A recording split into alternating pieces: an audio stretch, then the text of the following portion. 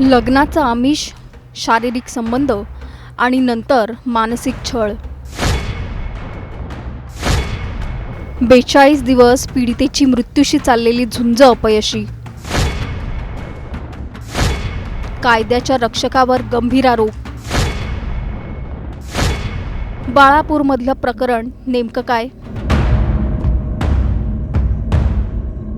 लग्नाचा आमिष, साधलेली जवळीक आणि त्यानंतर सुरू झालेला मानसिक छळ.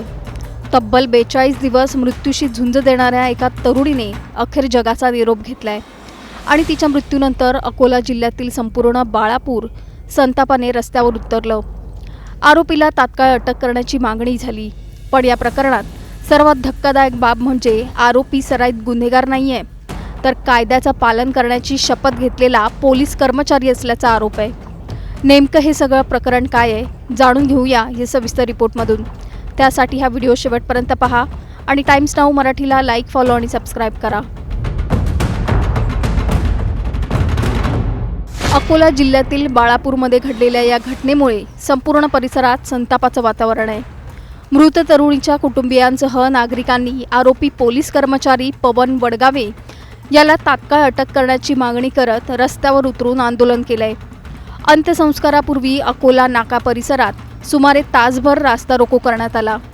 विविध सामाजिक संघटना आणि स्थानिक नागरिकांनीही या आंदोलनात सहभाग घेत न्यायाची मागणी केली आहे.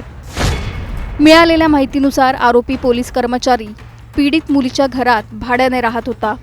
कुटुंबियांचा आरोप आहे की त्याने मुलीला लग्नाचा आमिष दाखवत तिच्याशी संबंध ठेवले, पण लग्न करण्यासाठी नकार दिल्यानंतर तरुणी मानसिक तणावात गेली. या धक्क्यातून तिने 13 जूनला स्वतःला संपवण्याचा प्रयत्न केला. शेजाऱ्यांनी वेळीच सतर्कता दाखवत तिला रुग्णालयात दाखल केलं, पण तिला बसलेल्या मानसिक धक्क्यामुळे पीडित तरुणी कोमात गेली आणि तब्बल 42 दिवस तिने मृत्यूशी झुंज दिली. पण दुर्दैवाने पीडित तरुणीचा उपचारादरम्यान मृत्यू झाला. या प्रकरणाला वेगळं वळण तेव्हा मिळालं जेव्हा तरुणीचा मोबाईल ओपन करण्यात आला.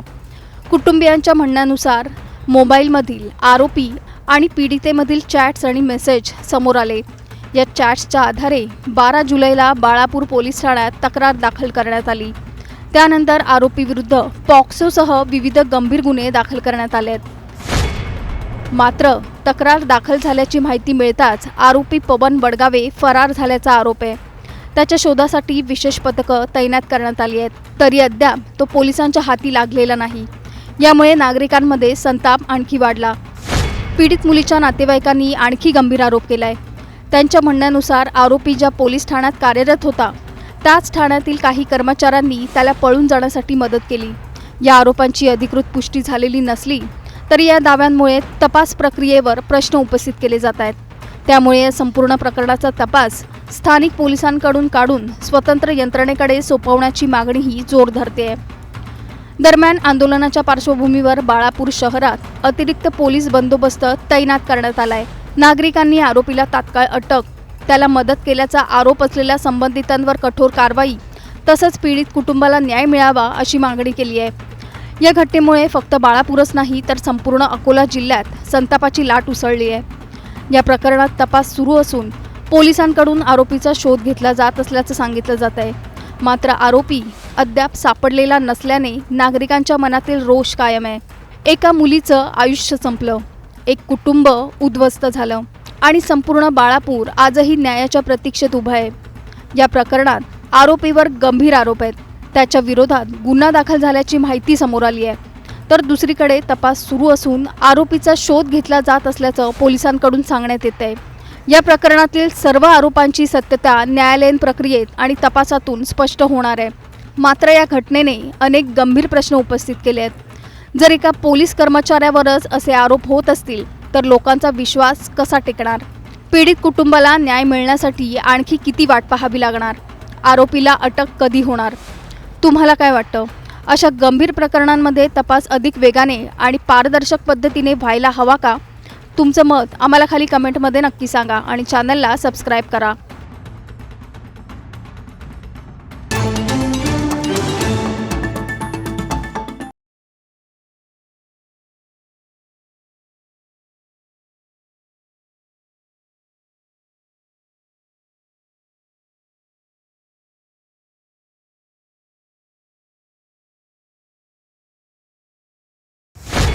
दिल्लीच्या आंदोलनात एका मराठमोळ्या चेहऱ्याची चर्चा. अभिजित दिपकेंच्या लढ्यात सावलीसारखा उभा राहिला. अनिश गावंदे नेमके आहेत तरी कोण? दिल्लीच्या जंतर मंतरवर सुरू झालेलं आंदोलन, विद्यार्थ्यांचा आक्रोश, अभिजित दिपकेंचा संघर्ष आणि त्याला देशभरातून मिळालेला पाठिंबा. या आंदोलनात अनेक नेते आले, अनेकांनी भाषणं केली, अनेकांनी सोशल मीडियावर भूमिका मांडल्या.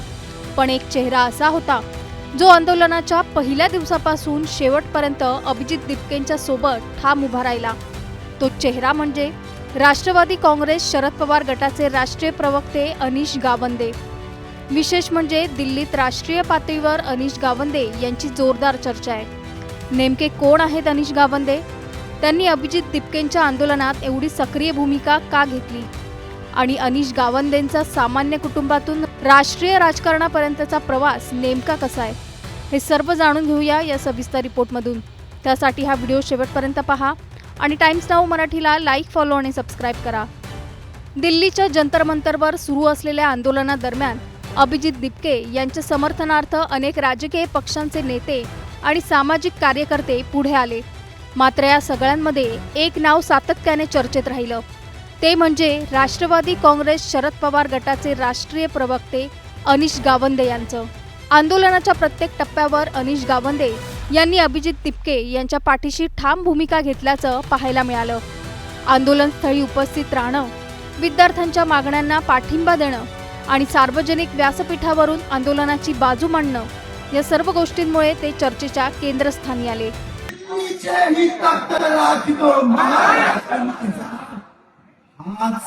हाच नारा घेऊन आज दिल्लीत चाललो आहे.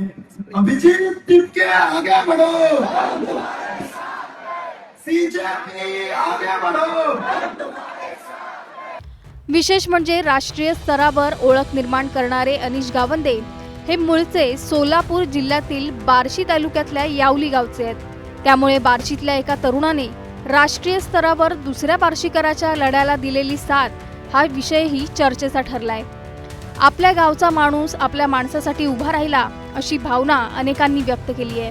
पण अनिश गावंदे यांचा हा प्रवास फक्त या आंदोलनापुरता मर्यादित नाही. अनिश गावंदे यांचा जन्म सामाजिक आणि शैक्षणिक परंपरा असलेल्या कुटुंबात झालाय. ते स्वातंत्र्य सैनिक, विधिज्ञ आणि शिक्षण तज्ज्ञ टी.के. टोपे यांचे नातू आहेत. त्यांचं शालेय शिक्षण मुंबईतील ग्रीन लॉन्स स्कूल आणि कॅथेड्रल अँड जॉन कॉनन स्कूलमध्ये झालं. त्यानंतर त्यांनी अमेरिकेतील प्रतिष्ठित कोलंबिया विद्यापीठातून कंपॅरेटिव्ह लिटरेचर या विषयात शिक्षण घेतलं.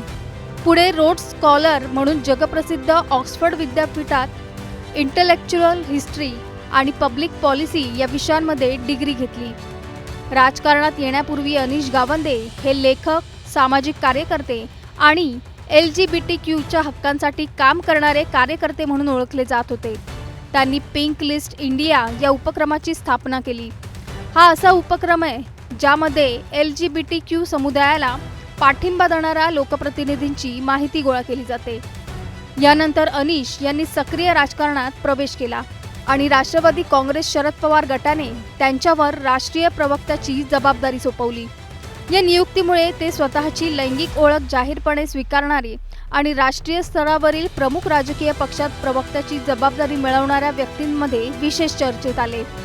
आता अभिजित दिपके यांच्या आंदोलनात त्यांनी घेतलेल्या भूमिकेमुळे त्यांचे नाव पुन्हा एकदा राष्ट्रीय पातळीवर चर्चेत आलंय.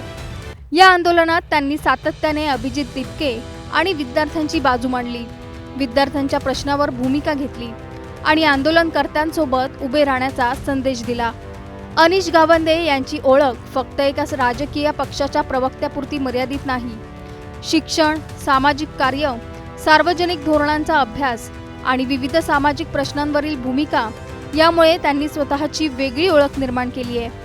अभिजित दिपके यांच्या आंदोलनात त्यांनी घेतलेल्या भूमिकेमुळे त्यांचं नाव पुन्हा चर्चेत आलं असलं तरी या निमित्ताने त्यांच्या राजकीय आणि सामाजिक प्रवासाकडेही अनेकांचं लक्ष वेधलं गेलंय. अभिजित दिपके यांच्या आंदोलनात अनिश गावंदे यांनी घेतलेली भूमिका तुम्हाला कशी वाटली हे आम्हाला खाली कमेंट करून नक्की सांगा आणि चॅनलला सबस्क्राईब करायला विसरू नका.